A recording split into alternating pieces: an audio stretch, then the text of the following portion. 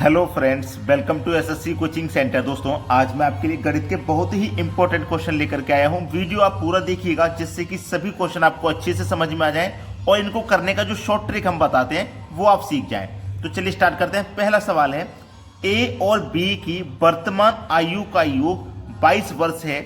यदि A B से 4 वर्ष बड़ा है तो ए की वर्तमान आयु ज्ञात करो। बहुत अच्छा सवाल है। हमसे बोला गया है ए और बी दोनों की आयु का क्या योग, तो हम योग कर लेंगे। योग दिया गया है हमें 22 वर्ष का, ठीक है। दोनों का मिलाकर के योग 22 वर्ष है। और हमसे यह भी बोला गया है ए बी से 4 वर्ष बड़ा है। ये जो हमारा ए है ना, ये बी से कितना बड़ा होगा? 4 वर्ष बड़ा होगा। यानी कि हमारा जो ए रहेगा वो बी से 4 वर्ष बड़ा रहेगा, ठीक है। 4 वर्ष जब बड़ा रहेगा तो आपको क्या करना रहेगा, जो टोटल है हमारा उसमें से 4 माइनस कर देंगे। जब टोटल में से हम 4 माइनस करेंगे तो कितना आ जाएगा? 18। क्लियर है ना? कितना आ गया? 18। हमारा जो ए है वो बी से 4 वर्ष बड़ा है। अब मैंने जो 4 वर्ष बड़ा था ना वो टोटल में से घटा दिया तो हमारे पास कितना आ गया? 18। देखिएगा, मेरे पास दो व्यक्ति थे ए और बी, ठीक है। अब मेरा 18 निकल के आया। अगर मैं इन दोनों को बराबर बराबर बांटूंगा तो ए की आयु 9 हो जाएगी, बी की भी 9 हो जाएगी।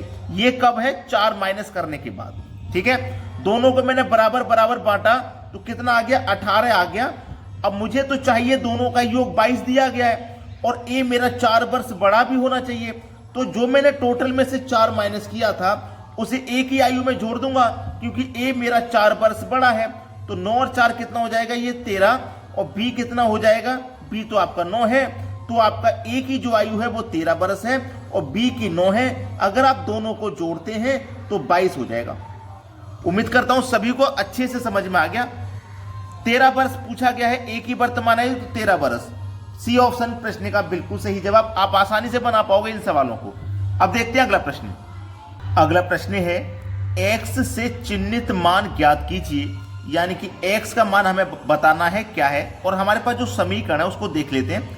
x प्रतिशत ऑफ 40 बराबर 1.20। इसको सरल करना है। ये एनटीपीसी 2016 के एग्जाम में आया था। देखिएगा, x लिखेंगे, जो प्रतिशत का साइन है इसका मतलब होता है बटे में 100। अगर किसी के साथ भी प्रतिशत लगा हुआ है तो आप उसे बटे में 100 लिख सकते हैं। ऑफ का मतलब क्या होता है? का मतलब मल्टीप्लाई। 40 बराबर 1.20। अब मैं सबसे पहले तो दशमलव को यहां से हटा के सॉल्व कर लेता हूं। तो दशमलव को हटाऊंगा तो दशमलव के स्थान पे 1 आ जाएगा नीचे, और दशमलव के बाद 2 संख्या है तो 2 जीरो आ जाएंगे। याद रखना इस बात को, कभी भी आप दशमलव वाली संख्या को चेंज करेंगे तो दशमलव को हटाते तो उसके स्थान पे 1 आ जाता है, और दशमलव के बाद जितनी संख्या होती है उतने जीरो आ जाते हैं, ठीक है। अब इसको सही फॉर्म में लिख लो। एक्स के बटे में देखो कितना है? 100 है। गुने में कितना है? देखो 40 है। बराबर में 120 बटे 100 है। अब देखो, ये 100 से ये 100 कट जाएगा। कभी भी काटने का तरीका आप गलत मत कर देना। हम बराबर के इस पार और बराबर के इस पार काट रहे हैं तो नीचे से नीचे की संख्या कटती है और ऊपर से ऊपर की कटती है। बराबर में कभी काटो, ऐसा नहीं कटेगा कि ये वाली संख्या से ये कट जाए। कभी बराबर में नहीं कटता ऐसे। ऊपर वाली संख्या से नीचे वाली में गुना होता है, नीचे वाली से ऊपर वाली में ऐसे गुना होता है, और नीचे से नीचे कट जाती है, ऊपर से ऊपर कटती है। ये याद रखना। अब कट गया ना, बचा क्या? x गुने 40 बराबर 120, यही तो बचा है। अब देखो, बराबर में ये आमने सामने है। बराबर में आमने सामने कटेंगे, चाहे नीचे नीचे कटा लो, चाहे ऊपर ऊपर, चाहे आमने सामने, लेकिन क्रॉस इस तरीके से नहीं करते।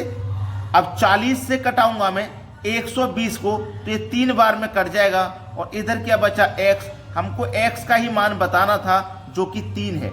मतलब पहला ऑप्शन सवाल का बिल्कुल सही जवाब। अब देखते हैं अगला प्रश्न। अगला प्रश्न है, एक टीम 45 खेल जीतती है। जो खेले गए खेलों का 60% था। टीम ने कितने खेल खेले? एनटीपीसी 2016 का सवाल। टीम जितने भी खेल खेलेगी वो अपने आप में 100% होंगे। ये बात आप अच्छे से जानते हैं। चाहे उसने 10 खेल खेले हों, चाहे 50, 60 कितने भी हों, वो अपने आप में 100% खेले हैं। अब इस 100% में से क्या है? 100% में से बोला है कि खेले गए खेलों का 60% टीम ने, यानी कि एक टीम 45 खेल जीतती है। 45 खेल जीतती है, जो खेले गए खेलों का 60% था। खेले गए खेल कितनी है 100%, जिसमें से जीती कितनी है 60%, तो हारे कितने होंगे 40।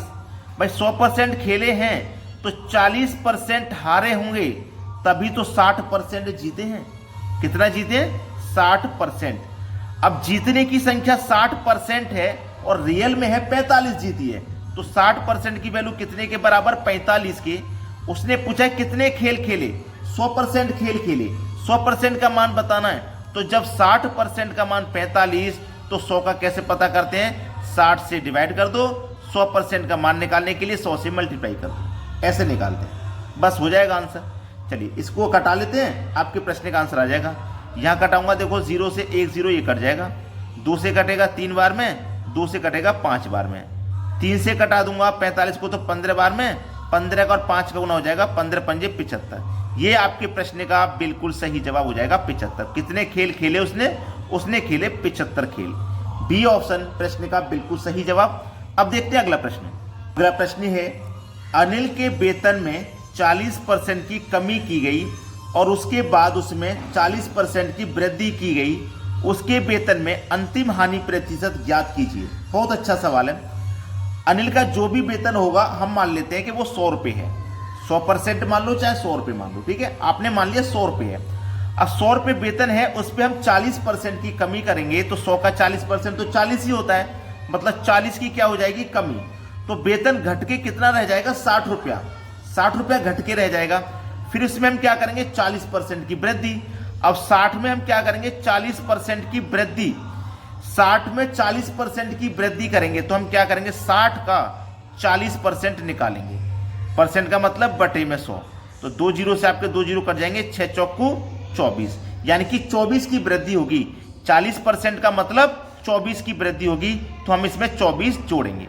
ये तो परसेंट में वृद्धि हो रही है 40 की, लेकिन संख्या में हो रही है 24 की, तो 60 में जोड़ोगे आप 24, ये कितना हो जाएगा 84, यानी कि 84 की वृद्धि हो रही है। तो उसका वेतन अब कितना हो गया 84 हो गया। तो उसने बोला है उसके वेतन में अंतिम हानि प्रतिशत ज्ञात करें। अंतिम हानि प्रतिशत, देखो स्टार्टिंग में हमारा जो वेतन था वो 100 रुपये था, लेकिन लास्ट तक पहुंचते पहुंचते कितना रह गया भाई 84 रह गया। तो कितने की कमी आई है 16 की कमी आई है, तो 16% की हमारी फाइनल कमी आ रही है वेतन में, ठीक है 16%। पहला ऑप्शन सवाल का बिल्कुल सही जवाब। अब देखते हैं अगला क्वेश्चन। अगला प्रश्न है, एक आयत की लंबाई और चौड़ाई में 15% की वृद्धि तथा 10% की कमी का बदलाव किया जाए तो आयत के क्षेत्रफल में कितने प्रतिशत का बदलाव होगा। यह सवाल बहुत अच्छा है, ठीक है, इसको आप करोगे। देखो पहले आपको चौड़ाई दिया गया ना, तो आप चौड़ाई लिख लो, ठीक है, लंबाई दिया गया लंबाई लिख लो, ठीक है। मैंने क्या काम कर दिया, लंबाई पहले दिया गया था लेकिन मैंने लंबाई बाद में कर दिया, चौड़ाई बाद में दिया गया था चौड़ाई पहले कर दिया। ऐसे ही बच्चे गलती कर देते हैं, ये गलती आपको कभी नहीं करनी, कभी ये गलती तो करनी नहीं है। पहले लंबाई बोला गया तो पहले आपको लंबाई लिखना है, बाद में चौड़ाई बोला गया तो बाद में चौड़ाई लिखना है, ठीक है। चलिए हमारे पास लंबाई कितनी है 15% की इसमें वृद्धि हो रही है, तो 15% की जो फ्रैक्शन वैल्यू होती है उसको निकाल लीजिए। 15% की फ्रैक्शन वैल्यू कितनी होती है 3/20, ठीक है। तो लंबाई पहले कितनी थी 20 थी, और 20 में से क्या हो रहा है वृद्धि हो रही है ना, तो 20 में आप 3 जोड़ देंगे कितनी हो जाएगी 23, 20 में 3 जोड़ देंगे तो कितना हो जाएगा 23 हो जाएगा, 23 हो जाएगा, ठीक है। अब ये 10% का मान कितना होता है, 10% का मान होता है 1/10, यानी कि पहले 10 थी तो फिर बाद में क्या हो रहा है ना कमी हो रही है, 10% की कमी हो रही है, तो कमी करेंगे तो घटा के लिखेंगे, 10 में से 1 घटा दूंगा मैं 9, ठीक है। अब इसको हल कर लेना है, बस सवाल आंसर आ जाएगा। 10 का 2 से करो 200, 23 का 9 से करो तो 207। अब कोई राशि हमारी 2 से 207 हो गई, तो उस पर कितनी बढ़ेगी 7, कितने पे बढ़ी है 200 पे, और प्रतिशत के लिए 100 से मल्टीप्लाई, 100 से 200 2 बार में कट जाएगा, 2 से 7 को कटा दूंगा 3.5 बार में। ये आपके सवाल का बिल्कुल सही जवाब हो जाएगा सी ऑप्शन। क्लियर है ना। अगर आपने वीडियो को लाइक नहीं किया दोस्तों अभी, तो लाइक कर दीजिए, और शेयर नहीं किया तो शेयर कर दीजिए, ठीक है दोस्तों, धन्यवाद।